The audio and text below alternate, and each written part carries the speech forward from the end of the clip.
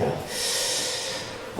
밀교는 말 그대로 비밀 불교라는 뜻을 가지고 있어요. 그래서 비밀 불교를 줄여서 이제 밀교다 얘기를 하는데, 이 밀교는 대승불교, 우리가 이제 대승불교를 초기, 중기, 후기로 이렇게 이제 세 단락으로 나누었을 때, 이제 마지막에 이제 등장한 형태의 불교 형태를 이제 밀교다라고 합니다. 그래서 대승불교가 성립한 이후 약 한 4, 5세기경에 이 형태의 불교가 시작이 됐는데, 이제 이 밀교는 중요한 것은 인도의 옛부터 이제 내려왔던 신앙, 그죠? 그 인도의 고대 신앙과 힌두교의 신앙이 이제 접목되어졌다라고 하는 부분이 이제 여러분들이 밀교하면 인도의 이제 오래전부터 인도 문화 속에 자리 잡았던 신앙과 이제 힌두교의 이런 신앙이 접목되어져서 이것을 이제 불교가 이제 어떻게 보면 그러한 어떤 복합적인 내용 속에서 불교적인 정신을, 부처님의 어떤 정신을 구현해서 나타나는 형태가 바로 밀교다라고 보시면 됩니다. 그래서 이제 이 밀교도 마찬가지로 이제 북방 대승 불교권 하면 이제 북방 대승 불교권 하면 어디예요? 중국이나 우리나라, 일본 이쪽에서는 이제 대일경이라는 경전과 금강정경이라는 경전이 중심이 되어져서 나타났다고 보시면 됩니다. 특히 이제 인도에서나 또 티베트 불교 같은 데서는 딴뜨라를 중심으로 해서 이제 인도의 후기 밀교가 유행하게 되는데, 오늘 교재에도 보면 딴뜨라라고 하는 내용이 이제 설명이 되어 있죠, 그죠? 딴뜨라 하면 보통 경전하면 수트라, 우리가 일반적으로 이제 그죠 대승불교권에서 경전을 얘기할 때 수트라, 그다음에 딴뜨라 이렇게 이제 두 가지로 구분한다고 보시면 돼요.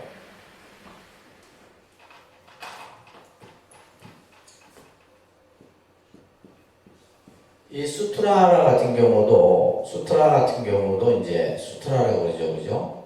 보통 우리가 이제 경이다라고 했을 때는 이 수트라를 얘기합니다. 근데 이제 밀교에서는 여기서 말하는 것처럼, 그죠? 딴뜨라라고 하는, 이제 딴뜨라, 그죠? 네, 수트라하고 딴뜨라. 그래서 우리가 일반적인 경하면 수트라라고 얘기를 합니다. 그래서 뭐 화엄경이든 금강경이든 이런 경전들은 마지막에 이제 예를 들면 우리가 이제 금강경 같은 경우도 이제 다이아몬드 스트라라고 이렇게 이제 표현하듯이 이제 이 딴뜨라도 마찬가지로 우주의 진리를 담아놓은 경전이다 이런 뜻을 가지고 있어요. 그래서 이 딴뜨라라는 말이 이제 여러 가지 유래에서 비롯되는데, 첫째는 지식이라고 하는 말에서 유래됐다라고 이렇게 이제 설명을 하고 있고, 그래서 이제 여기 보시게 되면 중요한 말이 나름대로 현교, 밀교. 그러니까 우리가 이제 부처님의 가르침을 현교, 밀교로 이제 구분을 하는데, 현교는 말 그대로 뭐요? 우리가 이제 볼 수 있는, 그죠? 드러났다, 나타났다 이런 뜻이에요. 그래서 현교는 드러난 가르침의 말씀들, 이런 것들은 이제 우리가 보통 수트라라고 이제 경전에서 얘기를 합니다. 그죠? 그래서 현교에서는 수트라라는 개념으로 사용하고 있고, 밀교에서는 뭐라 한다? 딴뜨라라고 이렇게 표현하고 있다. 이거 두 가지 개념은 여러분들이 이제 꼭 좀 가지고 계셔야 됩니다. 그래서 부처님 말씀을 따릅니다. 현교, 밀교, 크게는 이제 현교, 밀교로 나누어지고, 이 두 가르침 속에서 경전의 표현들을 이렇게 한다고 합니다. 또 이제 이 딴뜨라는 스승으로부터 제자에게 전해지고 제자와 제자 사이에서 전달되는, 다시 말해서 스승이 제자에게 전해주는데 그 가르침이 아주 은밀히 전해진다는 거예요. 또 제자와 제자 사이에서도 그러한 가르침들이 전해지는데, 그런 것들을 이제 모아놓은 것을 이제 딴뜨라라고 얘기합니다. 그래서 불공삼장이라는 스님은 밑에 이제 현교 밀교를 설명하고 있네요. 그죠? 그래서 부처님 가르침 가운데 드러내어서 나타나는 가르침을 뭐라 한다? 현교라고 얘기를 합니다. 그래서 초기 불교, 부파 불교, 대승 불교를 현교라고 하고 대승 불교 이후에 나타난 그죠? AD 4세기부터 1203년까지 그래서 비밀스러운 가르침을 뭐라 한다? 밀교다라고 얘기를 합니다. 그래서 부처님 말씀을 크게 현교와 밀교로서 구분한다라는 거. 우리나라는 한국 불교에서는 이제 이 밀교 아직도 이제 밀교에 대해서 뭐 크게 이제 사람들이 많이 이렇게 신앙하는 형태는 아니에요. 그렇지만은 우리 한국 불교 안에는 밀교적 요소가 굉장히 뿌리 깊게 내려 있다고 보시면 됩니다. 쉽게 이제 우리가 이제 의식은 거의 밀교 의식이에요. 예를 들면 복장 의식이든 전환 의식이든 천도 의식이든 간에 그죠? 그러니까 스님들이 하는 의식을 보면 전부 밀교적 색깔을 가지고 있다. 그러면서도 이제 또 우리가 이제 어떤 사상을 얘기할 때는 화엄을 얘기하고 그죠? 법화를 얘기하고 이렇게 이제 또 그러다 보니까 사실 어떻게 보면 우리 이제 불자들 입장에서는 상당히 혼돈을 가져올 수밖에 없어요. 그래서 이제 여러분들은 어떤 것이 더 좋냐 이런 어떤 입장에서 모든 것을 바라보기 때문에 그죠.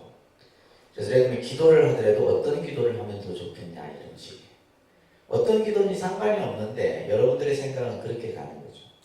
그래서 불교도 부처님의 가르침이 다양한데 그 가르침 중에서도 어떤 것이 더 나았느냐 이런 어떤 기호 선택의 입장에서 우리는 보게 되는데 그러다 보니까 이제 우리 한국 불교는 올해부터 뭐요 화엄이나 그죠 이런 어떤 사상들이 또 예를 들면 요즘에 와서는 이제 뭐 초기 불교 이런 어떤 사상들이 사람들에게 관심을 많이 갖다 보니까 밀교에 대해서는 상당히 좋고 그러니까 밀교를 하고 있으면서도 뭐요 또 밀교를 이렇게 좀 이렇게 드러내지 않는 이런 모습들이 있죠, 그죠? 그러다가 1920년에 이 밀교의 경전이었던 이제 그 뭐 대일경이나 이런 경전들을 얘기해요. 이게 산스크리트 문이 발견이 돼요. 산스크리트 문. 이게 부처님의 말씀이구나. 그래서 우리가 보통 이제 이 경전을 가지고 얘기할 때 범어본이 있느냐 없느냐가 굉장히 중요해요. 범어본이 있느냐 없느냐. 그래서 예를 들면 범어본이 있으면 이것은 부처님의 친설로 보고 범어본이 없으면은 부처님의 친설이 아닌. 그래서 이제 나중에 여러분들이 이제 불교를 이제 공부하는 많은 학자들이 보면 이제 위경이라는 말을 많이 하게 돼요. 위경. 그러니까 거짓된 경전이다. 다시 말해서 후대에 뭔가 만들어진 경전이다. 이제 그것을 이제 근거로 삼는 것이 바로 뭐다? 산스크리트 본이 있느냐 없느냐 이게 이제 중요한 기준이 됩니다. 그래서 이 산스크리트 원본이 발견됨으로 인해서 이제 이 밀교에 대한 사람들의 생각들이 조금씩 변해지게 되죠. 그러면서 이제 특히 아무래도 이제 이 티베트 불교, 티베트는 지금은 여러분들 이제 중국의 영토 안에 있지만 그죠 분리 독립을 그러니까 중국이 전부 지금 통제를 하고 있습니다. 티베트 같은 경우. 그러면서 원래 이제 티베트이 원래는 중국하고 별개였었는데 이제 중국 공산당이 티베트를 점령하면서 그러면서 이제 그 티베트에 있던 사람들이 전부 어디로 가요? 저쪽 인도, 네팔이나 또 이제 특히 여러분들 달라이라마 하면 이제 이해하기 쉬울 건데 달라이라마가 이제 그죠? 망명을 하게 되고 이제 정치적 망명이에요. 그래서 이제 티베트 불교는 그 티베트이 가지고 있는 영토가 굉장히 넓습니다. 중국에서. 그래서 이제 지금 중국이 티베트의 어떤 그런 분리 독립을 절대적으로 이제 막는 이유가 바로 뭐냐면 소련처럼 될 수 있다는 거예요. 소련이 예전에는 엄청나게 큰 나라였잖아요. 근데 그게 전부 분리되면서 그죠? 소련이 많이 이제 힘이 약해졌듯이 그래서 이제 만약에 중국에서 티베트이 분리되게 되면 엄청난 티베트이 가지고 있는 자원이 엄청납니다. 그래서 예를 들면 중국의 수자원의 거의 70%가 티베트에서 히말라야에서 내려오는 그 물들이 중국으로 전부 중국 사람들이 거의 식수로 수용하게 되는데 그러다 보니까 이제 티베트이 가지고 있는 지하 자원이나 이런 것들이 엄청나죠. 근데 이제 아까 얘기했듯이 달라이라마 같은 경우는 이제 미국에서 이제 계속 또 미국은 뭐예요? 달라이라마 같은 분이 필요하죠. 정치적으로 필요하니까 이제 정치적인 후원을 또 많이 합니다. 많이 하게 되고 그리고 이제 달라이라마 같은 경우는 림포체 이제 예를 들면 다시 환생을 해요. 환생을 하고 이런 어떤 그러니까 뭐 환생에 대한 부분이라든지 또 티베트 불교가 가지고 있는 어떤 신비로움, 뭐 주문을 외우고 그죠?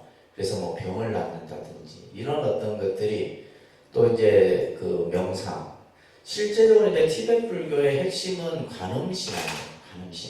관음신앙이지만은 그들 속에 이제 뭔가 어떤 주술적이고 이런 것들이 있다 보니까 이제 미국인들 입장에서 보면 굉장히 이제 신비롭죠, 그죠? 신비롭죠. 그러다 보니까 미국인들이 많은 사람들이 티베트 불교에 관심을 갖게 되고 그러면서 이 티베트 불교가 전 세계적으로 알려지게 됩니다. 알려지게 되고 가장 큰 영향이 이제 달라이라마죠. 달라이라마가 예를 들면 달라이라마가 뉴욕에서 센트럴파크에서 법회를 하게 되면 수십만 명입니다. 지금 BTS는 아무것도 아니에요.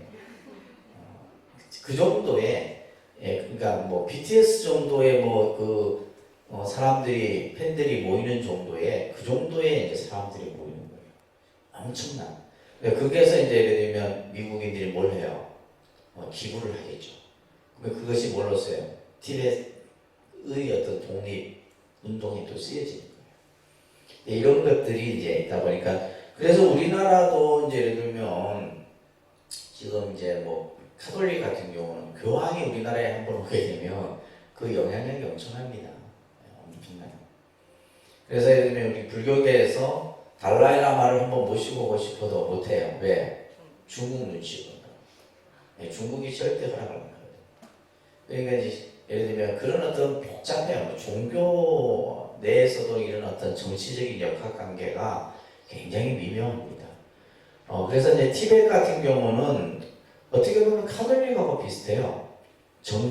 종교이면서도 뭐다? 정치적인 것이 굉장히 강해요. 그래서 티베트도 지금도 보면 세계 각국에 대사를 파견하잖아요. 대사를 파견합니다. 그러면서 이제 로마 교황청도 대사를 파견하잖아요. 그죠? 장관을 임명하기도 하고. 이렇듯이 티베트 불교도 그런 모습을 가지고 있습니다. 자, 이런 지금 현대에서의 어떤 모습들을 잠깐 우리가 보면서 밀교의 전개사를 잠깐 한번 볼 필요가 있어요. 초기 밀교 하면 4세기에서 6세기 정도로 이렇게 보고 있는데 이때는 이제 주로 말 그대로 어떤 밀교의 가장 기본적인 개념, 어떤 사상 이런 것들이 확립하게 되는데 가장 이제 밀교에서 중요한 것이 바로 뭐냐면 다라니, 우리가 말하는 진언, 그죠? 주문 이런 것들이에요. 이런 것에 의해서 이들이 이제 얻고자 하는 것이 뭐냐면 재앙소멸입니다. 재앙소멸과 뭐요? 초복, 복을 불러오는 것. 나에게 좋은 일이 생기기를 바라는. 그래서 이제 가장 어떻게 보면 원초적인 형태의 밀교의 모습이라고 보시면 됩니다. 이때는 이제 이미 인도에서는 힌두교가 엄청나게 이제 왕성하게 자리를 잡았던 시기인데 이때의 그 인도의 역사를 보면 구타 왕조 시대라고 합니다. 나중에 이제 여러분들 인도 불교사를 공부하면서 이 시대를 잠깐 보게 되는데 그래서 이 구타 왕조 시기에 이제 힌두교가 다시 이제 인도에서 크게 일어나게 되는 그런 시기를 맞아요. 그래서 이제 이 힌두교 하면 여러분들이 이제 이 인도 종교의 대표적인 종교죠, 그죠? 힌두교 하면 이 힌두교라는 종교가 어떤 종교냐 하면 기존에 이제 인도 고대에 있었던 바라문교, 부처님 당시에 때는 이제 이미 바라문교가 모든 종교의 중심이었단 말이에요. 이 바라문교와 이제 시바교라고 하는 이 두 가지의 개념 종교 형태가 하나로 이제 묶어져서 만들어져서 새로 나타난 형태가 바로 우리가 흔히 말하는 지금의 힌두교입니다. 힌두교. 그러니까 인도의 정통 그런 어떤 신 중심의 개념과 시바신이라고 하는 거죠. 시바신, 뭐 비슈누 신 하면 여러 인도에는 신들이 많은데 이러한 시바의 어떤 숭상하는 이 교와 함께 어우러져서 나타난 형태가 바로 힌두교예요. 힌두교. 그래서 이제 이 당시 초기 밀교 시대의 특징은 뭐냐면 다란이 중심의 어떤 형태로서 그러니까 힌두교적 요소가 굉장히 많은 거예요. 힌두교 하면 그들이 이제 얘기하는 것이 이제 치병, 병을 나수고, 그죠? 그 다음에 무병장수하고, 또 지우, 청우, 그러니까 예를 들면 비를 그치게도 하고, 비를 부르기도 하고, 쉽게 말해서 어떤 인간이 지금과 같이 이제 과학이 발달하기 이전에 이러한 어떤 우리의 어떤 현실적 문제들에 대해서 이러한 밀교가 그러한 역할들을 했다는 거예요. 그러면서 이러한 신앙과 제구를 중심으로 해서 뭐가 중심이 되냐면 공양, 그죠? 공양과 관불, 관법이 중심이 된 형태가 바로 초기 밀교 형태다라고 보시면 됩니다. 그러니까 사실은 이제 이러한 어떤 다란이를 통해서 현실적인 문제를 이렇게 치유하는 이런 것들이 이제 처음에 나타나다가 좀 더 이제 중기 밀교 시대가 되게 되면 7세기에서 8세기 중반인데, 자, 여기서 중요한 개념이 나와요. 신구의 산밀이 체계화된다라는 거. 그래서 이제 우리가 이 산밀이라는 용어인데 이게 뭐냐면 세 가지 비밀스러운 거예요. 첫째는 뭐냐면 몸으로, 그죠? 두 번째는 입으로, 세 번째는 생각으로. 이 세 가지 신구의 산밀이 아주 이제 체계화됐다라고 하는 것은 틀을 갖추었다 이 말이에요.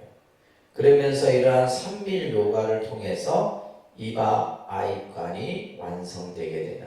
그래서 나와, 그죠? 내가 그 속에 들어가고 또 내 안에 이 어떤 불가사의한 힘이 나에게 들어오는 이런 개념들이 만들어지게 돼요. 이때 이제 나타나는 경전이 바로 대일경입니다. 대일경. 그래서 밀교에서 가장 중요시 여기는 경전이 바로 대일경이라는 경전이다.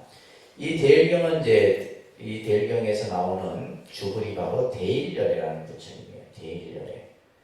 오늘 스크린이 좀 안 돼가고 그러는데 대일열애는 사실 여러분들은 자주 접할 수 없는 부처님이에요. 그러니까 우리가 예를 들면 이제 밀교 계통의 이제 교파에서는 이 대일열애를 주불로 얘기하죠. 그래서 이제 우리는 이제 화엄 사상이 우리 한국 불교 안에는 강하다 보니까 우리는 뭐야 삼신불 개념이 중심이 되죠, 그죠? 그래서 법신불, 오신불, 하신불. 그 이외에다 이제 뭐 아미타불이라든지 정토, 그 다음에 약사열애불이라고 하는 약사신앙 이런 것들이 이제 보편적화되어 있는 겁니다. 이 대일열애를 주불로 모시면서 산밀요가에 대한 나중에 산밀에 대한 설명은 또 할 겁니다. 그러면서 태장계 만다라를 설하고 있는 것이 이제 중기밀교고, 그 다음에 후기밀교에서는 8세기부터 13세기 초 에서는 이제 성적 행법이라든지 생리적 행법. 그래서 이제 이 밀교가 조금 이제 보면 여러분들이 밀교 사원이나 이런 데 가보면 되게 이제 이렇게 어떤 신상을 모셔놓은 것도 보면 굉장히 뭐랄까 이렇게 이제 성적 표현들이 많이 보여요. 그러다 보니까 이제 우리 한국 불교 같은 데서는 밀교하면 이런 요소들로 인해 갖고 좀 약간 이제 조금 이렇게 뭐랄까 거리감을 두는 이런 모습들이 나타납니다.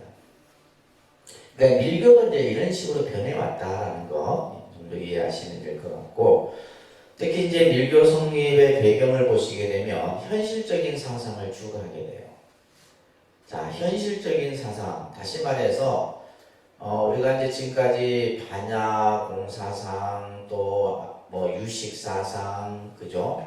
그 다음에 화엄, 법화 여러 가지 이제 대승불교 사상들이 나왔는데 이게 이제 시대적으로 그러다 보니까 너무 뭐예요? 학문적이 돼버린 거예요. 학문적이. 그렇잖아요. 뭐 우리가 봤던 유식이라든지 또 이런 개념들이 전부 학문적인 개념. 그러다 보니까 특히 이제 아비다마 불교 시대에 가지고 와 있었던 여러 가지 문제점. 자, 이런 것들을 가지고는 현실의 문제를 극복할 수 없다라는 거예요. 그래서 현실적이며 실천적인 사상, 이거는 결국 뭐예요? 인간이 당면하고 있는 문제, 그죠? 뭐 가난의 문제, 질병의 문제, 이런 어떤 삶의 근본적인 문제를 해결하기 위해서 나타난 것이 바로 불교다. 자, 여기에서 이제 여러분들이 꼭 기억해야 될 것이 뭐냐면, 부처님의 가르침이 시대에 따라서 계속 이렇게 이제 중심이 되어져서 나타나게 되는데, 이것이 계속 변하죠. 변하는데 그 변화의 가장 핵심은 뭐냐면, 어떤 이 사회 현상이 변하기 때문에 그에 따라서 기존에 가지고 왔던 이 불교의 가르침이 또 그 사회 현상에 따라서 또 다른 가르침으로 나타나게 되는 거예요. 그러다 보니까 이제 우리가 이제 대승, 초기, 중기, 후기 이런 식으로 계속 불교의 가르침들이 나타나게 되고, 초기 불교에서부터 부파 불교, 대승 불교 마찬가지예요, 그죠? 그러니까 이것을 봤을 때 뭐냐면 시대와 사회와 문화, 경제가 변함에 따라서 모든 것이 계속 흐름이 변한다는 거예요. 아시겠죠? 그러니까 불교의 가르침은 이 시대 상황을 따라서 계속 변화하고 발전해 왔다라고 하는 핵심을 여러분들이 꼭 기억을 하셔야 됩니다. 아셨죠? 뭐 예전에는 그랬는데 어쨌는데 이게 아니에요. 시대의 현상이 변하기 때문에 뭐냐면 급속도로. 우리가 사는 지금 현재도 마찬가지거든요. 앞으로 10년 후, 20년 후 이 불교는 또 다른 모습으로 변한다는 거예요. 어떻게 변할지, 그죠? 그런 것들을 미리 예측하고 해야 되는데, 우리는 지금 뭐냐면 현재의 문제도 급급한 거예요. 그러다 보니까 뭐냐면 계속 과거에 얽매여 있고, 이제 이런 모습들인데, 이제 불교가 예를 들면 2600년 또 우리나라에 들어와서 1700년의 시간 속에 이런 모습들을 보게 되면 계속 그렇게 변화 발전이 왔다는 겁니다. 그 다음에 두 번째는 보면 다란이의 신비 사상이 밀교로 승화돼요. 그래서 다란이가 가지고 있는 가장 핵심이 뭐냐면 신비주의적이거든요. 자, 예를 들면 우리가 진언을 외운다 해서 병이 나서, 그죠? 진언을 외운다 해서 하늘에서 비가 내리고, 이런 것들은 말로 어떻게 표현할 수 없는 거예요. 이런 어떤 신비적인 주의적인 요소들이 이제 밀교로 승화돼서 나타나게 됐다라는 거. 그 다음에 세 번째로 이제 양재 초국을 갈구하게 되는 양재, 그죠? 재앙을 없애고 복을 불러오는 이런 것들. 그래서 우리가 이제 우리 그 한국의 종교 형태에서 봤을 때 토속 신앙들, 그죠? 우리가 예를 들면 원시 신앙 이런 형태들이 보면 양재 초국이거든. 이런 것들이 이제 이 밀교 안에서 자리 잡게 됩니다. 밀교의 또 다른 이름을 우리는 이제 바로 진언이라는 말. 그래서 이제 밀교의 종파 가운데 하나가 진언종이라는 종파가 있어요. 우리 한국 안에도 있습니다. 진언종, 그다음에 뭐 진각종 이런 종파들이 있는데, 이런 종파들은 전부 이제 밀교와 관련된 종파들이에요. 그래서 진언이라는 말, 우리 이제 진언이라는 말을 많이 이제 공부해서 여러분들이 이해를 합니다. 진언하면 그러니까 만트라, 다라니, 만트라, 다라니 이런 말들인데, 말 그대로 참된 말이다, 진실된 말이다 이런 뜻이죠, 그죠?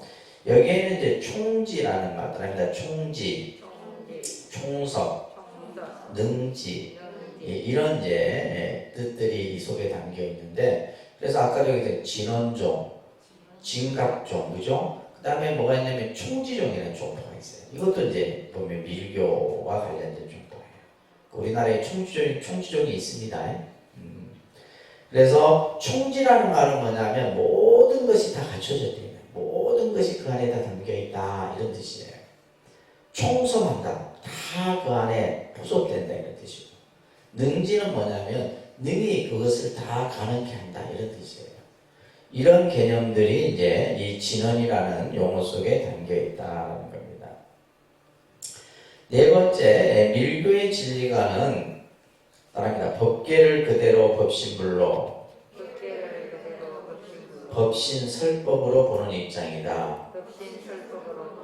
그러니까 우리가 이제 대승 중기에 와서 나타나는 것이 삼신불 개념이었어요, 그죠? 삼신불. 그래서 부처님을 법신, 보신, 화신 이 개념으로 나타났는데, 그래서 여기 교재에도 나와 있듯이 부처님을 바라보는 시각의 변화의 발전을 통해서 일신불에서 그죠?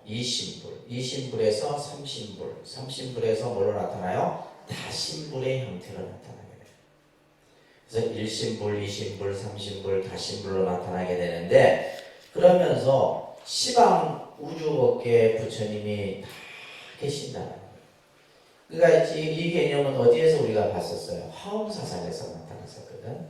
화엄의 그 법계 사상은 이 우주 법계 안에 모든 세계에 부처님이 계신다는 거예요. 이 개념을 이제 밀교에서도 그대로 뭐한 거예요? 받아들인 거예요.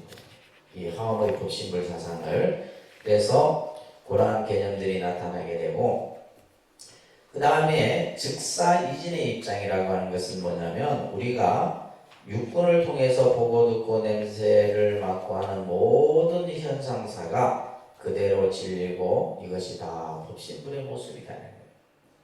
그러니까 이 세상에 펼쳐놓은 모든 것들이 전부 다 뭐다? 진여의 모습이고 법신의 세계다. 이건 이제 화엄과 굉장히 상통하는 개념들입니다. 이런 개념들이 어디에 있다? 밀교의 사상 안에 갖춰져 있다는 거예요. 그 다음에 현실 긍정과 가치 긍정의 입장을 가지고 있는데 모든 형태나 형상에는 법신불의 소원이나 의지 활동이 표현되어 있어요.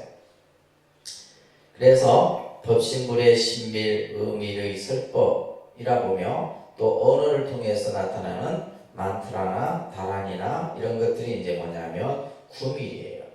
자, 신밀은 뭐냐면 이제 이거예요. 신밀은 이제 우리가 이 수인을 가장 대표적으로 듭니다. 수인. 부처님이 손가락의 모습들이 나타나는 것이 그게 뭐예요? 신밀이에요. 예를 들면 우리가 이제 비로자나 부처님이 이렇게 하고 있는데 이게 뭐냐? 신밀이다 말이에요.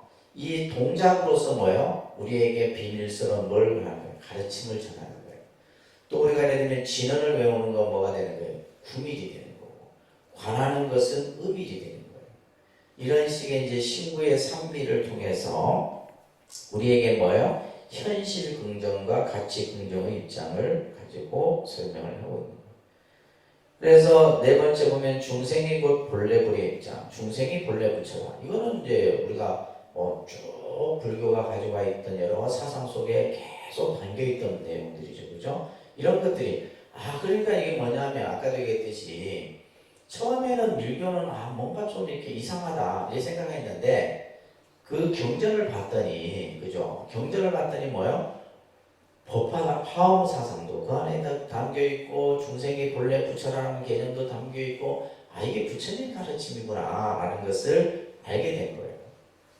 그래서 이제 밀교를 신봉하는 이들이 점차 늘어나게 되고 그러다 보니까 뭐에 관심이 가져요? 티베트 불교에 관심을 갖게 되고 이렇게 되는 겁니다.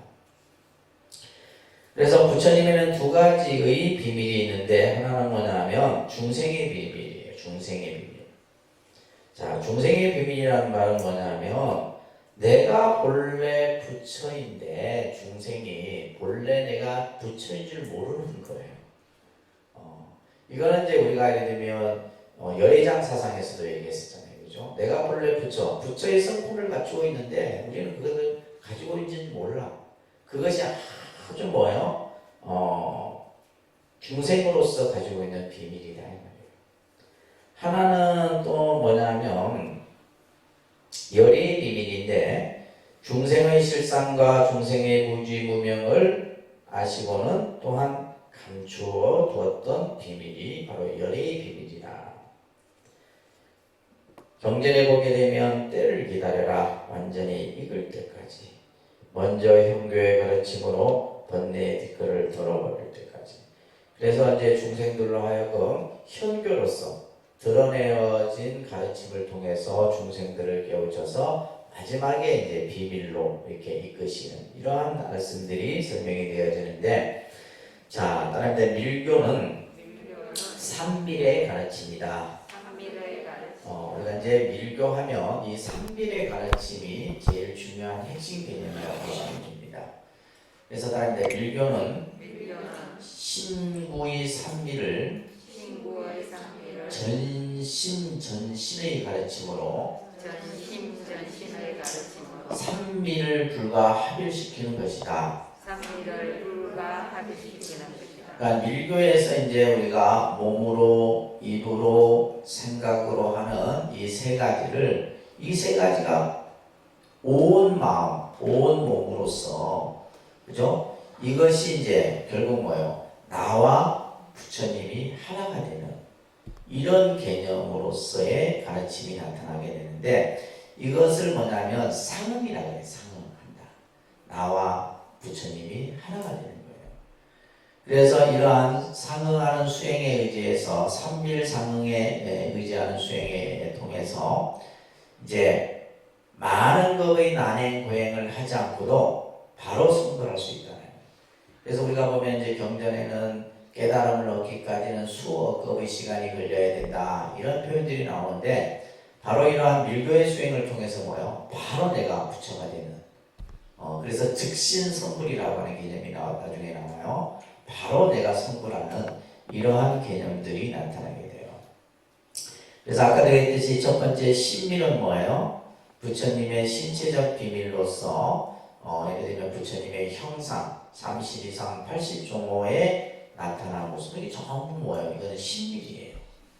그래서 우리가 부처님의 그 모습에서 보이는 아주 비밀스러운 그런 어떤 가르침들이 있는 거예요. 또 아까도 얘기했듯이 뭐예요? 장신구. 그러니까 우리가 예를 들면 지장보살 같은 경우는 뭐예요? 이게 동그란, 그죠? 이 석장이나 이런, 그러니까 불보살들이 들고 있는, 또 호법신중들이 들고 있는 이런 것들이 전부 뭐냐면 그것이 하나의 신밀로서 나타나는 거예요. 또 하나가 이제 수인, 아까 얘기했죠, 그죠? 부처님의 수인을 통해서 이런 것들은 전부 신밀이다. 그 다음에 구밀은 우리가 이제 알고 있는 진원이나 다란이 이런 것들을 구밀이라고 해요. 그 다음에 의밀을 신밀이라고도 하는데, 말 그대로 부처님이 가지고 계신 마음의 지혜, 그 깨달으신 진리, 이것을 이제 의밀로서 나타내는 겁니다.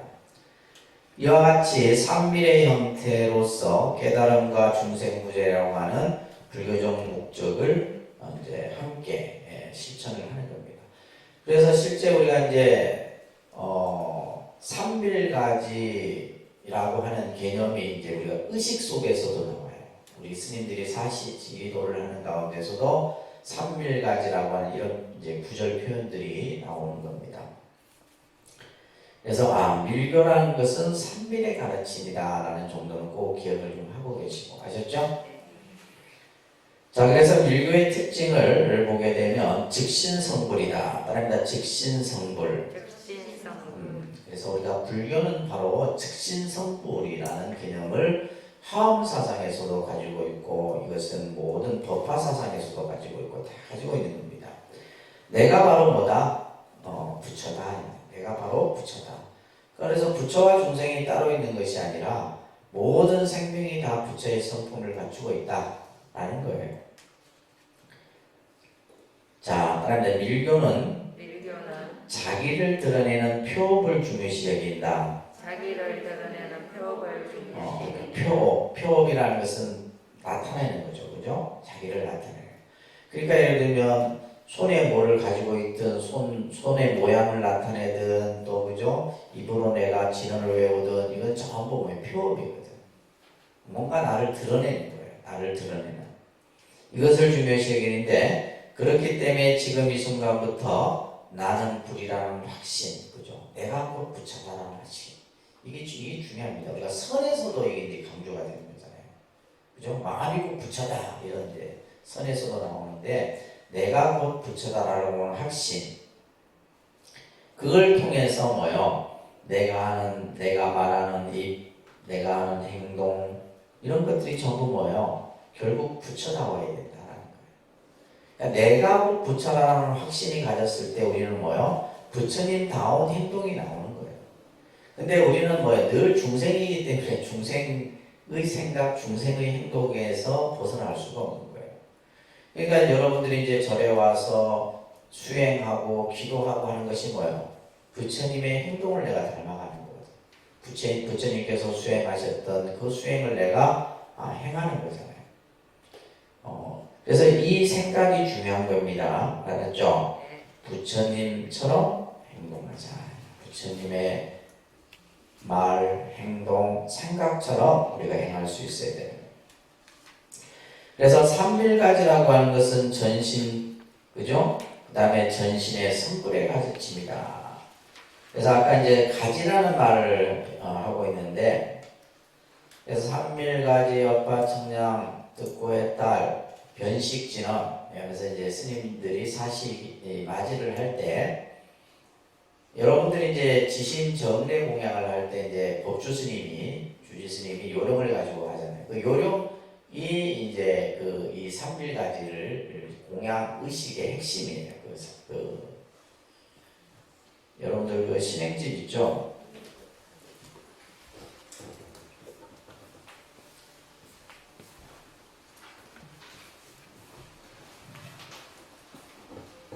신행집에 보시면 우리가 이제 사시 공양을 올리는 의식도 이게 굉장히 중요한 의식이에요. 중요한 의식입니다.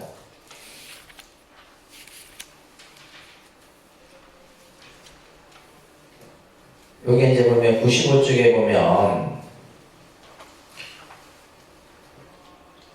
이제 진원공공 향수나열 이렇게 하고 있잖아요, 그죠? 여기 보면 이제 앙유삼보 특사가지, 가지라는 말이 있네. 가지.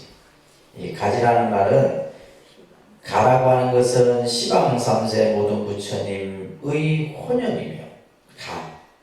이것은 또한 지는 뭐냐? 나의 행동의 모습이다. 그래서 삼밀가지, 그죠?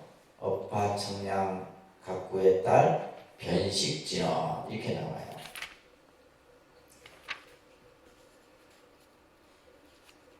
자, 그래서 이 가지라는 말은 가는 시방사에 계신 부처님이 나를 혼용하는 것이고 또 내가 그 행동을 나타내는 이것을 삼밀가지다 이렇게 하는 겁니다. 자, 그래서 삼밀을 중요시 여긴다라는 거예요. 아셨죠? 자, 그 다음에 밀교는 따릅니다. 밀교는 불교의 복합 사상 체계이다. 불교의 복합 사상 체계. 밀교는 바로 불교의 복합 사상 체계를 얘기합니다.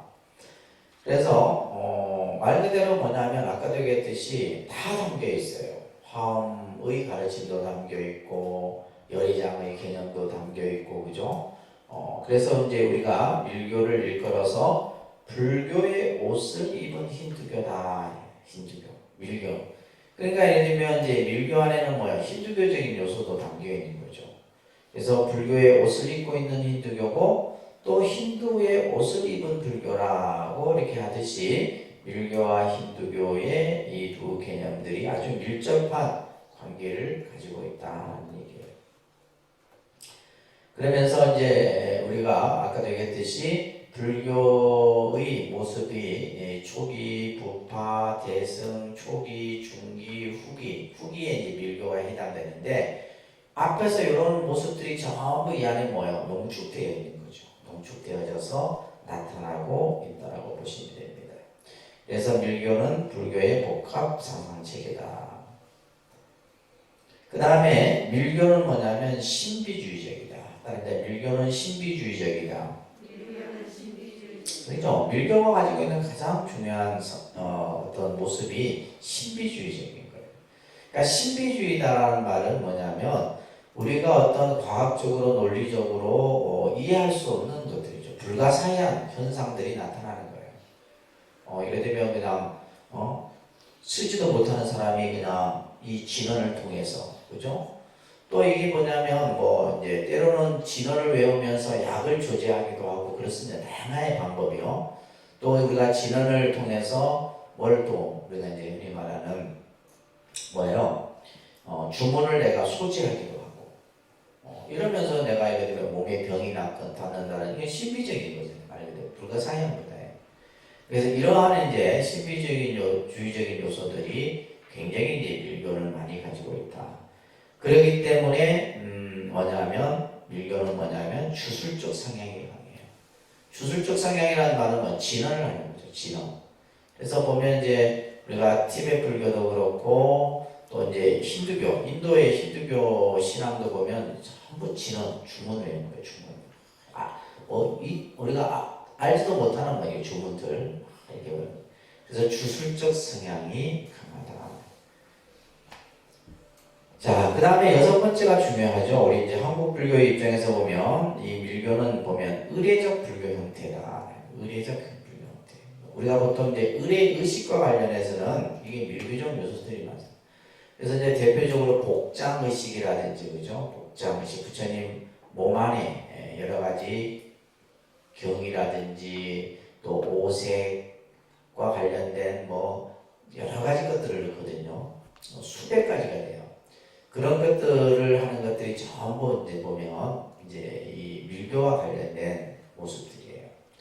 그리고 우리가 천도 의식도 마찬가지. 천도 의식, 구병 시식이라든지 이런 건 전부 다 밀교입니다. 밀교예요. 우리가 예를 들어 아까도 얘기했듯이 이제 지금 봐보세요. 이 사다란이 이 지금 이제 하는 데 있어서도 뭐요? 변식진원, 그죠? 변식진원, 시감노수진원, 일자수륜진원, 유해진원 이게 전부 뭐야? 진원이잖아요. 이런 것들은 전부 뭐다? 의례와 관련된 내용이에요. 아셨죠? 그래서 이제 의례와 관련된. 그래서 이런 것들은 이제 목탁을 치면서 하는 게 아니라 이런 건 뭐예요? 요령을 흔들면서 해야 돼요. 요령을 흔들면서 하는 이러한 의식들. 그래서 우리가 이제 천도 의식에도 보면 이제 요령과 목탁이 같이 혼연이 돼서. 그래서 예를 들면 이제 영가가 그냥 밥 먹는 게 아니에요. 시귀식진원을 해야 돼요. 시귀식진원을 해서 이제 그 영가들이 밥을 먹을 수 있도록 해야 돼요. 그 다음에 변식진원이라고 하는 것은 그 음식이 변하는 거예요. 변해져서 이제 밥이 한 그릇이지만 한 그릇이 아니라 이게 뭐예요? 수많은 사람들이 영가들이 먹을 수 있도록 하는 다 전부 의식들입니다. 그래서 여러분들 여기 보시면 우리 이제 신행집에 있기 때문에 조금 설명을 드리면 우리가 이제 관용의식이라는 천도제 할 때 의식을 하잖아요. 그죠? 네, 관용의식 보면 전부 223쪽 한번 보세요. 자, 223쪽에 보시게 되면 옆에 뭐 손모양이 있죠? 이게 뭐예요? 수인이에요, 수인. 수인이에요. 그러면 이 수인 자체가 지금 이렇게 수인하는 게 뭐예요? 그러니까 예를 들면 그 영가가 이 수인을 보고 뭘 하라는 거예요? 아, 이제 목욕을 하라는 거구나 아는 거예요. 그러면서 이제 신밀로서, 그죠? 구밀로서 뭐예요? 목욕진원을 외우는 거죠. 목욕진원, 자양지지는 것이 양치하는, 입을 씻고, 세수하고, 참 기가 막힌 거예요, 그죠? 이런 것들. 그래서 226쪽에 보면 또 이제 수의진원, 옷을 받으라는 거예요. 옷을 영가에게 옷을 받아서 옷을 입고 옷을 단정히 하고. 그래서 이제 우리가 천도 시식에 있어서 이 이제 관용의식이 제일 중요합니다. 사실. 관용의식이 관용이 잘. 그래서 이제 227쪽 보면 지단진원 뭐 이런 진원들이 나오고 그죠? 이렇게 이런 거 보니까 전부 뭐예요? 우리 불교 의식에는 이러한 밀교적 그죠? 이런 의식들이 상당히 뿌리 깊게 담겨 있다고 보시면 됩니다.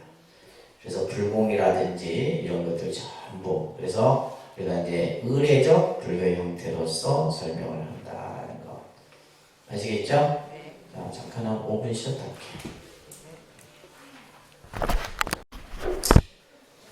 자, 우리가 밀교라는 이제 여러 가지 개념들을 보고 있는데요. 또 이제 밀교하면 이제 상징성을 강조한다 이런 얘기를 합니다.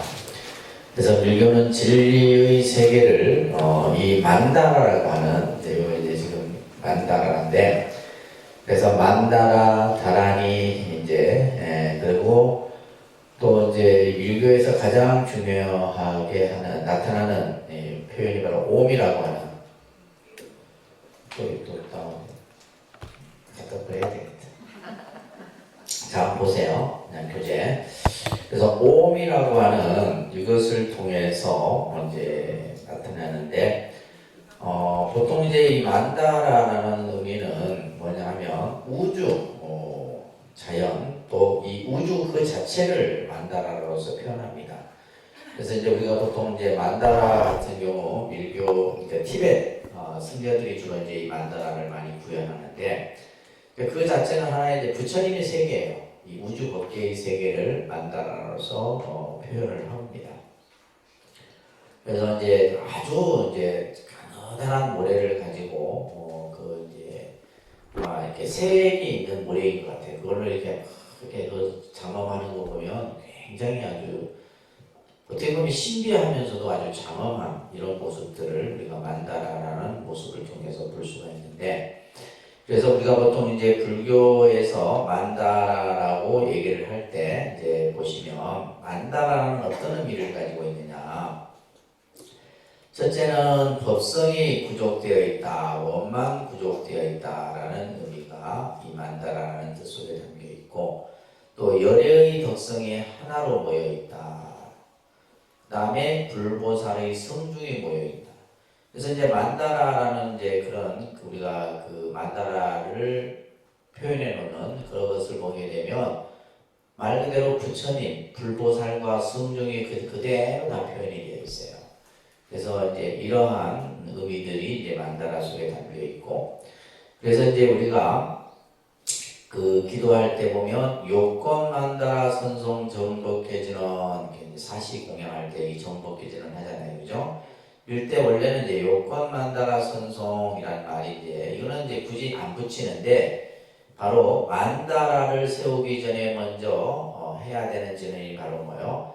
법계를 깨끗이 하는 진언. 이 우주 법계를 깨끗이 하는 진언이 옴남, 옴남, 옴남. 그래서 모든 진언에 우리가 공통적으로 들어가는 대표적인 이제 이 소리가 바로 옴이라고 하는 소리잖아요, 그죠? 옴남, 옴남. 그래서 이 옴이라고 하는 이 글자 자체도 이것을 우리가 이제 그래서 범음이라 그래요. 범음. 이 소리는 그냥 소리가 아니라 뭐예요? 가장 신성한 소리다. 그래서 이것을 범음이라고 해요. 그 범음을 소리로 이제 구현해내는 곳을 우리 이제 연불이라는데 그것을 연불을 다른 말로는 뭐라 해요? 범패라고 합니다. 범패. 그죠? 범패. 그래서 그 소리 자체가 말 그대로 뭐 하는 거예요? 신성하고, 그죠? 신성하고 그 소리를 통해서 전부 이제 불보살이 이 도량에 강림을 하는 거고, 심지어는 이 소리를 통해서 뭘 하는 거예요? 영가를 불러오는 거죠. 영가를 불러오는 거예요. 그러니까 이런 이제 그 아까도 우리가 봤듯이 이제 의식 속에서 이런 것들이 전부 표현이 되는 겁니다.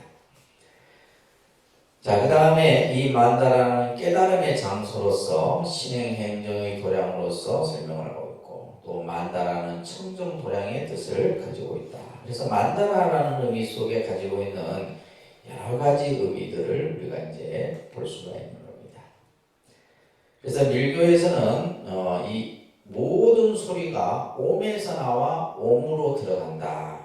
옴이라고 하는, 그러니까 성자 즉시 실상이다. 성자 즉시 실상. 자, 이 옴이라는 소리 자체가 바로 뭐예요? 실상, 이 우주 그 자체고 진리 그 자체다 이런 말이에요. 그래서 이제 우리가 밀교에서는 이 옴이라고 하는 이 옴 하는 이 소리 자체를 하나의 뭐예요? 깨달음이요. 이것은 바로 뭐다? 진리로서 설명하는. 그래서 우리가 이제 진언을 할 때 또 다란이를 할 때 여러 가지 의식을 할 때 보면 반드시 이제 옴. 그래서 우리가 다란이를 독송할 때는 마음 자체가 청정해야 돼. 마음 자체가 생각도 청정해야 되고, 모든 것이 청정한 상태에서 그 소리를 표현해야 되는 겁니다. 그래서 옴이라는 글자는 일체 본문이며 대일열의 진실이다. 옴이라는 글자 자체가 바로 대일열의 부처님의 참 모습이다라는 거예요. 일체 다란이의 어머니이기 때문에 일체 열애의 모두가 이 옴을 관하여 선고했다. 옴이라는 글자가 그만큼 신성하게 여기는 글자다. 그래서 우리가 이제 옴만이 반매요. 그죠? 뭐 예를 들면 호신진어도 보면 옴칠인, 옴칠인, 옴이라는 글자가. 그래서 이런 이제 일교에서는 이러한 개념들을 이제 특히 이제 상징, 그래서 옴자라는 우리가 이제 뭐 목걸이도 만들고 법당에 가면 이제 옴이라는 글자를 이렇게 표현해 놓는 뭐 기둥에다가도 써놓기도 하고 많습니다. 이런 것들을 그만큼 이제 상징적으로 표현하고 있다라는 겁니다. 우리가 만다라 같은 경우도 마찬가지고, 그죠? 자, 그러면 대일련이라는 부처님은 어떤 부처님인가? 우리가 화엄경에서는 법신불로서 비로자나 부처님, 또 중생세계에 몸을 낳둔 서가모니 부처님, 또 서방극락세계를 이룩하신 아미타 부처님, 동방만월세계의 약사열의 부처님, 부처님들이 너무 많아, 그죠? 그래서 그 어떤 경전 속에서 등장하는 주불도 있고, 그죠? 또 우리가 이제 흔히 말하는 삼신불의 개념도 있고, 또 뭐 예를 들면 실질적으로 이 우주법계에는 셀 수 없는 이제 화엄경 뭐 경전 같은 데서는 불가설 불찰미진수불이다. 셀 수 없는 부처님이에요. 헤아릴 수 없는 그러한 많은 부처님들이 이 우주법계에 계시는데, 이 대일열에는 바로 제암변명의 덕을 갖춘 부처님이다. 다시 말해서 지혜의 부처님이다 라고 얘기를 하는 거예요. 비로자나란 태양의 별명으로, 그렇죠? 비로자나라는 바이로차나라고 하는 것은 광명이라는 뜻이에요. 광명, 빛이라는 뜻이거든요. 그래서 태양의 별명으로 제암변명, 제암변명이라는 것은 어둠을 제거하고 밝음을 드러낸다. 어둠을 싹 제거하고 밝은 빛을 두루 밝힌다. 이러한 덕을 말하는데, 곧 이것은 세간의 태양은 방향성을 가지며 내외를 가지며 낮과 밤의 구별을 가지고 있으나, 그죠? 우리가 해가 떴다가 낮에는 태양이 뜸으로 인해서 온 세계가 밝다가 밤이 되면, 그죠? 어두워지고. 그렇지만 그 어둠이 캄캄한 어둠이 아니라 뭐예요? 달이 떴음으로써, 그죠? 그 어둠을 그나마 화롭게 비춰주잖아요. 그러다가 또 아침에 해가 뜨면 그 어둠은 싹 사라지고 밝은 광명의 빛이 비치는 것과 같은 거예요.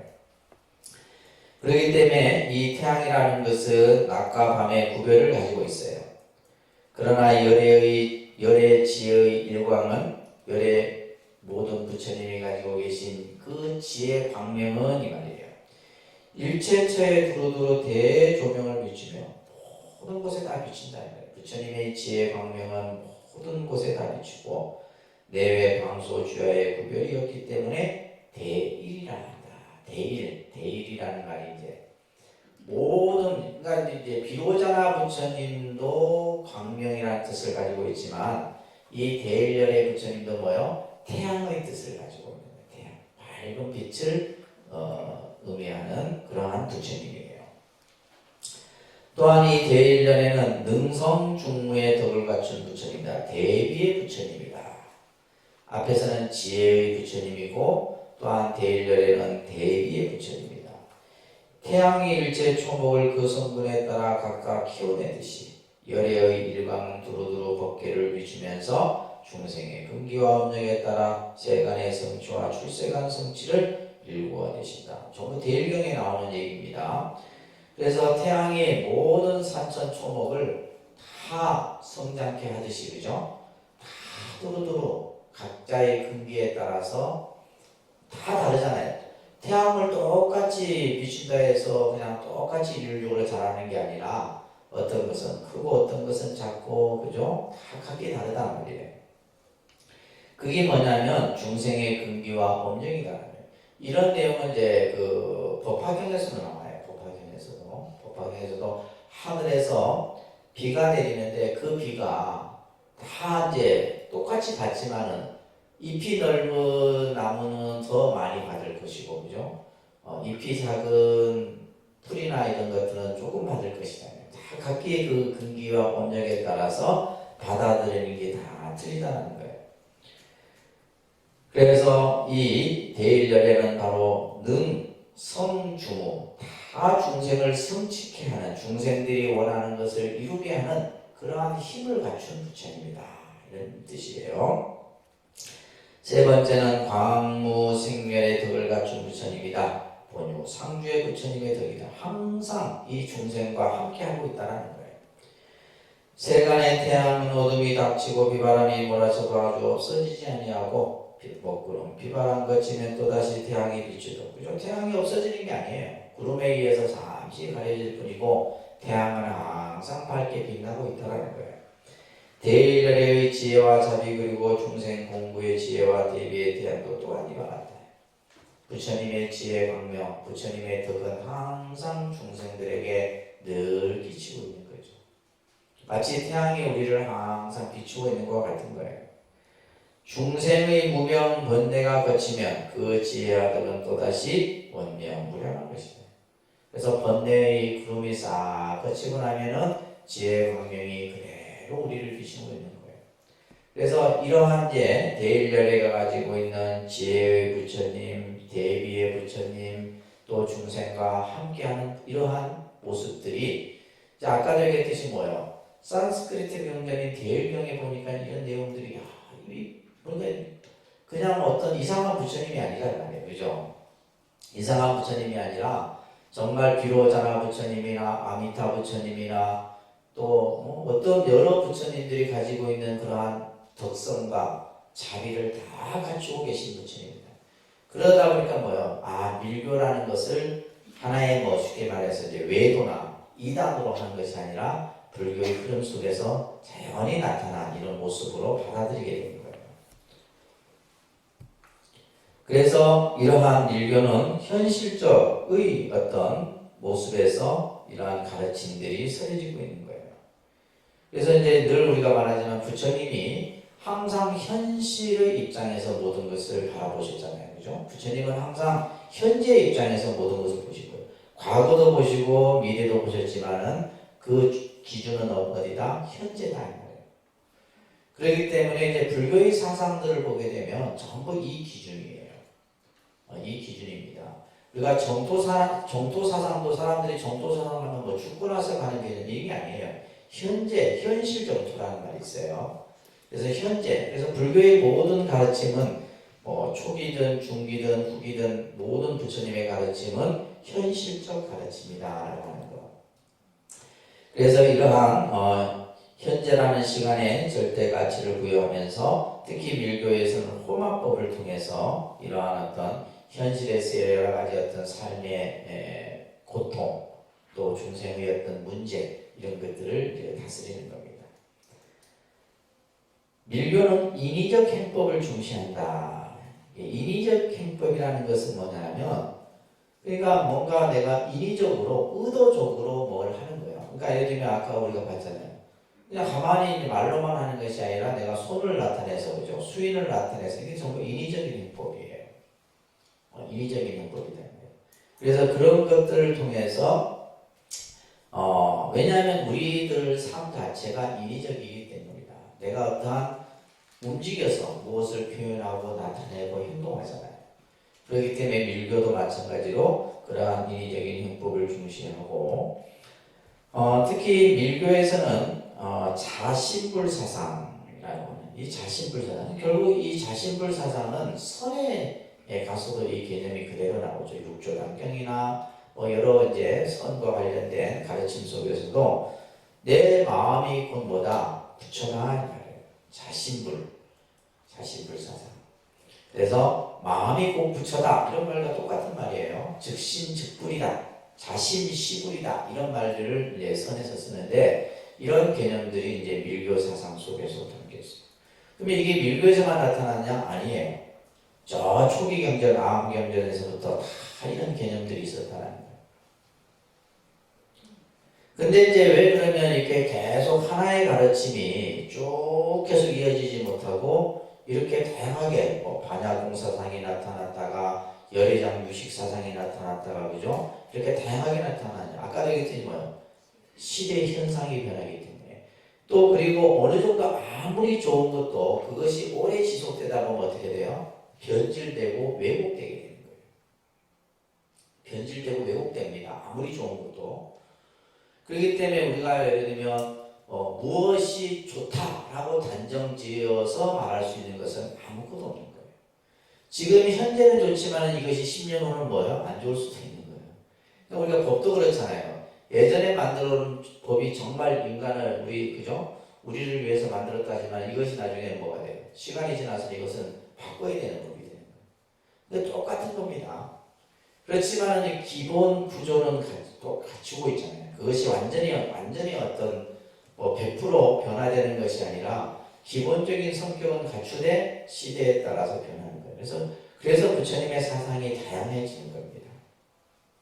왜 불교의 가르침, 부처님의 사상이 이렇게 다양한 모습으로 우리들 앞에 이렇게 서려지는가라고 하는 개념만 여러분들이 가지시면 지금까지 이번 학기 들어서 오늘까지 한 공부의 개념은 다 된 거예요. 큰 개념 틀을 잘 이해를 하셔야 됩니다. 아셨죠? 밀교의 법은 불잔해정의 가르침이다. 불잔해정이라는 말은 깨달음이 내 안에 있다. 내 안에 이미 증득되어져 있다. 이런 뜻이에요. 이거는 말 그대로 화엄의 사상이에요. 사실은. 불잔해정의 가르침으로서 진호국가의 가르침이며 이제 초복의 가르침이며 그러니까 예를 들면 이제 밀교는 예를 들면 이제 어떤 외적으로는 국가의 태평성대를 바라고 안으로는 백성의 뭐요? 재앙을 없애고 또 예를 들면 복을 이루도록 하는 그 다음에 중생의 옷을 벗게 하여 성인의 옷을 입히는 바로 섭경의 길인 즉신 성불의 가르침이다. 이게 바로 불교예요. 그러니까 우리가 보면 어떠한 사상이든지 그 사상이 가지고 있는 단점도 있고 장점도 있어요. 그러니까 단점만 보게 되면 이게 최고인 것 같지만은 또 이제 어떤 그것이 시대성에 맞느냐 부합되느냐에 따라서 달라질 수가 있는 거예요. 그러니까 사람이 각기 다 다르잖아요. 그러니까 우리가 이렇게 봐요. 똑같은 부처님 법을 믿는데 보면 아까도 얘기했듯이 밀교 쪽으로 가는 사람이 있고 똑같은 불교를 믿는데도 이제 천태 쪽으로 가는 사람이 있고 또 예를 들면 화엄이나 선으로 가는 사람이 있고 다 틀려요. 그러니까 우리나라의 종파가 이게 이제 그냥 임의적으로 생긴 종파까지 하면 100개 정도 됩니다. 이렇게 100개. 예를 들면 한국 불교, 대한 불교 이렇게 쓰여지는 그러니까 그 중에서 이제 우리가 가장 대표적인 종단이 이제 조계종인 거죠. 조계종인 거고 그 나머지들은 이제 전부 이제 소수의 개념들인 거죠. 그래서 이러한 이제 여러 상상들을 통해서 밀교 이렇게 보면 밀교는 굉장히 전혀 불교가 아니다라고 말할 수 없는 거예요. 또 한편으로 보면 또 굉장히 뭐냐 보면 신비적인 요소도 많고 주술적인 요소도 많고 이러다 보니까 또 사람들이 또 이상하게 생각할 수도 있는 부분들도 많고 그런 거죠. 자, 밀교의 수행 이념을 보시면 자 보세요. 아까 이제 비밀주요 자신 속에서 불의와 일체지를 찾아야 된다. 내 안에서 깨달음을 찾아야 된다. 이런 얘기는 지금까지 우리 쭉 들었던 얘기잖아요. 그죠? 깨달음이 어디에 있느냐? 내 안에 있는 거죠. 내 밖에 있는 것이 아니라 그래서 자신 속에서 불의와 일체지를 찾아야 되니 그 까닭은 자신의 본성은 뭐하기 때문이다? 청정하기 때문에. 우리 자성 청정심 배웠잖아요. 그죠? 우리 마음은 본래 청정하기 때문이다. 그러니까 이러한 이제 대일경에서 나오는 부처님 말씀들이 보니까 하나로 거짓됨이 없는 거예요. 틀림이 없는 거잖아요. 화엄경의 말씀이나 금강경의 말씀이나 대일경의 말씀이 서로 다른 게 아니다. 단지 이제 이러한 가르침들이 이제 뭐가 믹스가 되느냐에 따라서 달라지는 거예요. 우리가 요즘 이제 사람들이 복합이라는 말을 많이 쓰잖아요. 그죠? 복합. 그러니까 어떤 하나를 하는 게 아니라 다양한 걸 하는 거예요. 다양한 거. 그래서 요즘에 문화도 보면 복합 문화, 복합 문화. 사람들이 하나는 금방 실증을 내니까 그 근본 하나를 가지고 여러 가지 것을 하는 거예요. 여러 가지 것을 하는 거예요. 그러니까 이제 어저께 제가 이제 그 부산에 우리 이 독립선언을 만들었죠. 근데 우리가 뒤에 있으면 안 되지, 참.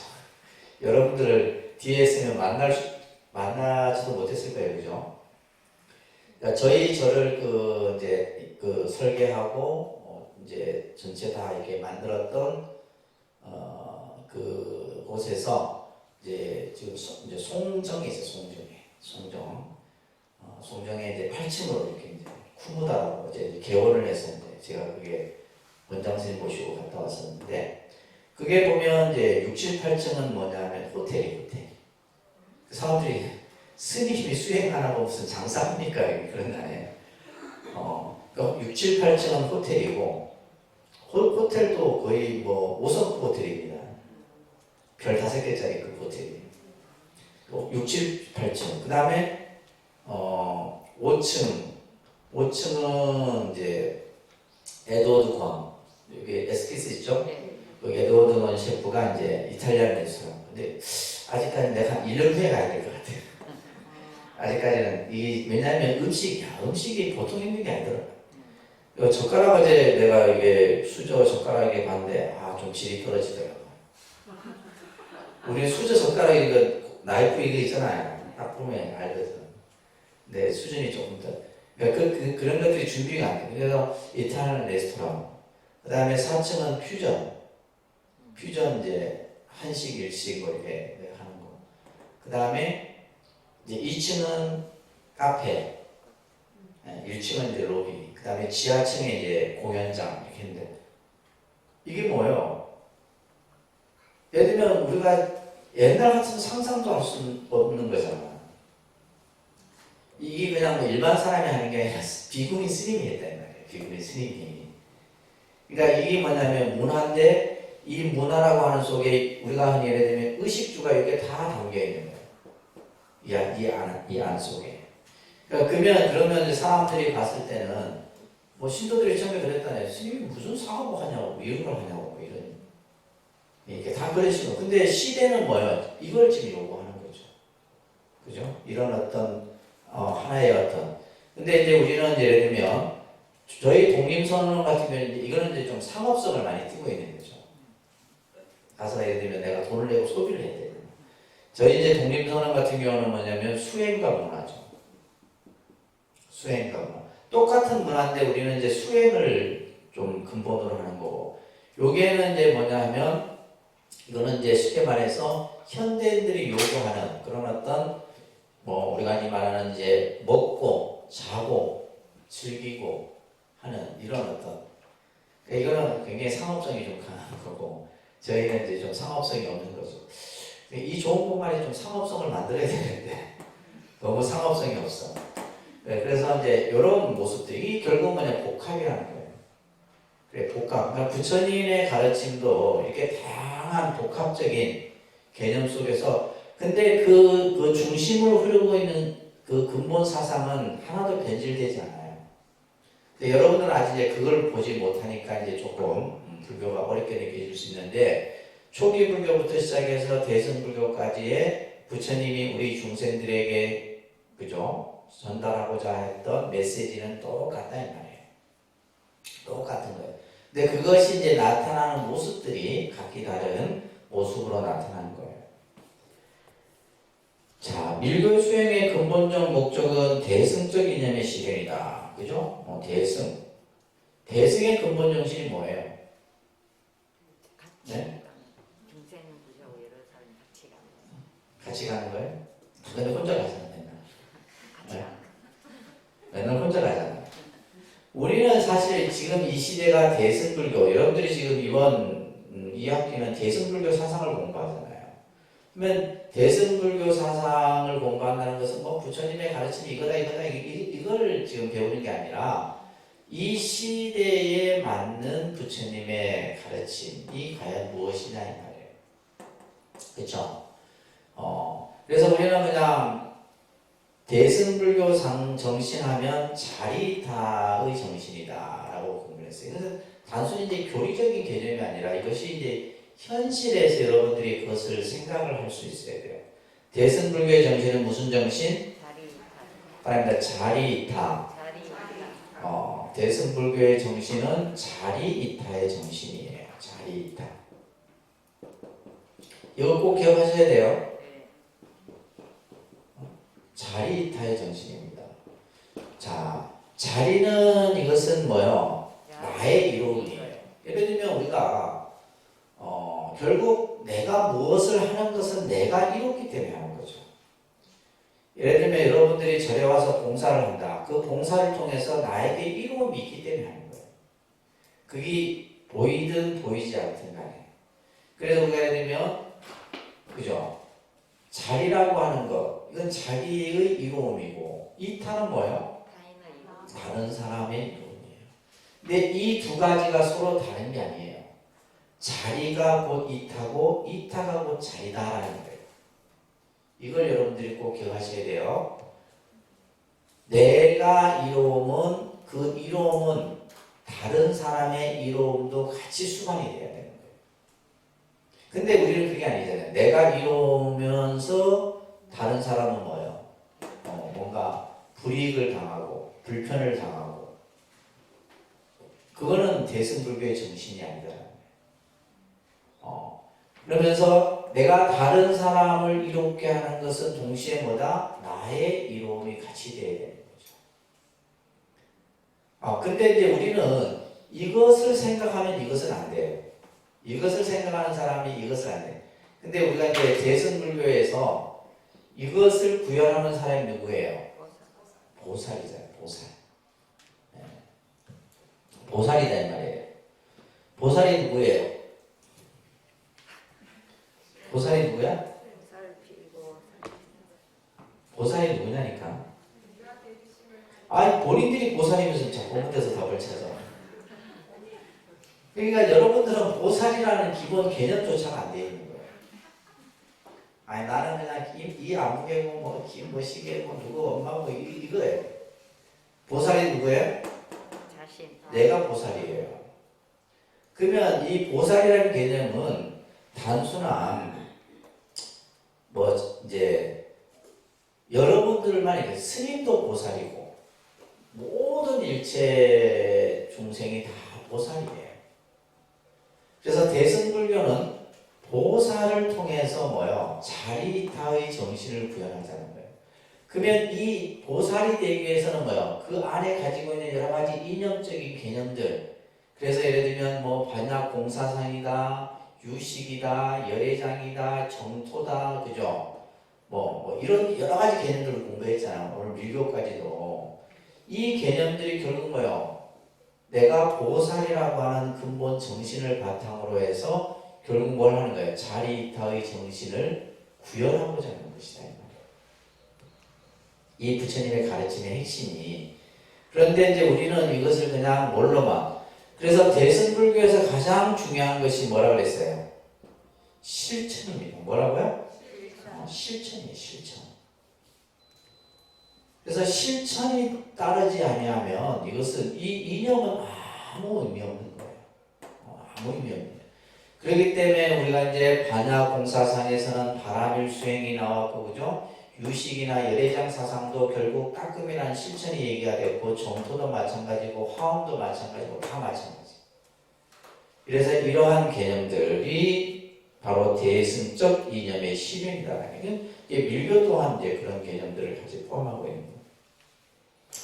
그래서 밀교 수행의 핵심은 진언, 수인, 불형을 통해서 내면적 심신의 변화, 그죠? 번뇌의 소멸입니다. 우리가 왜 기도하느냐? 기도하는 목적은, 그러니까 우리가 이제 예를 들면 그냥 뭐 업장 소멸이다. 그 업장 소멸이 결국 뭐예요? 번뇌의 소멸이에요. 업장 소멸과 번뇌의 소멸이 다른 말이 아닙니다. 여러분들이 업장이 소멸되고 번뇌가 소멸돼야지. 번뇌가 소멸됨으로써 뭐요?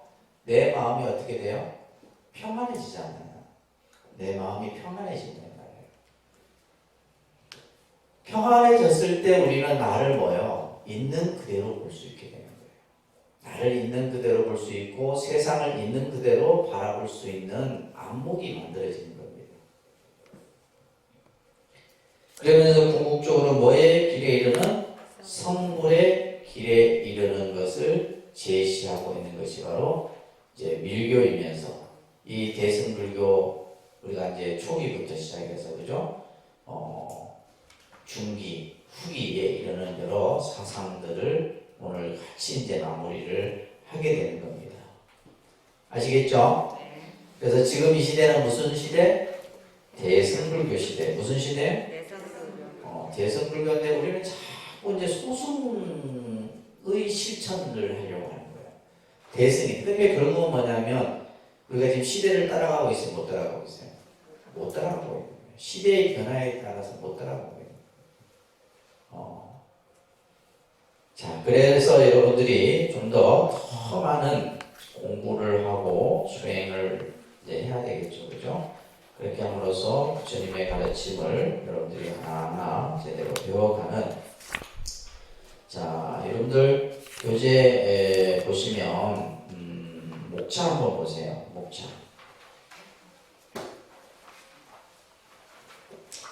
지금 이제 2학기 시작해서 보살사상, 반야공사상, 그죠? 법화화엄사상, 요 네 가지를 뭐라 그랬어요? 초기 대승이라고 그랬어요. 그죠? 초기 대승. 그 다음에 유식열애장 사상. 유식열애장 사상의 대승 중기 해당되고, 그 다음에 이제 정토사상, 그 다음에 밀교 사상은 이제 대승 후기 되겠죠. 그죠? 이렇게 해서 이제 이것 말고도 사실 여러 사상들이 더 우리가 공부를 해야 되지만은, 그래서 이제 대승 불교와 관련된 사상들. 그래서 이 사상을 통해서 우리는 이제 뭐냐면 이 가르침에 따라서 뭐예요? 대표적인 경전들이 다 있었잖아요. 그거 다 기억하셔야 돼요. 다소 뭐 처음 듣는 표정으로 하고 이 사상과 관련된 어떤 경전들이 부처님께서 어떤 경전에서 이런 말씀들을 하시고 이런 정도는 대충 머릿속에서 연관해서 기억을 하셔야 된다 말이에요. 아셨죠? 알겠습니까? 책을 안 보니 알겠나? 책 좀 보세요. 자, 그리고 여러분들 이제 보면 5장, 6장, 7장은 이제 다음 주부터는 불교사를 공부할 겁니다. 인도 불교사가 좀 양이 많아요. 좀 읽어보세요. 아셨죠?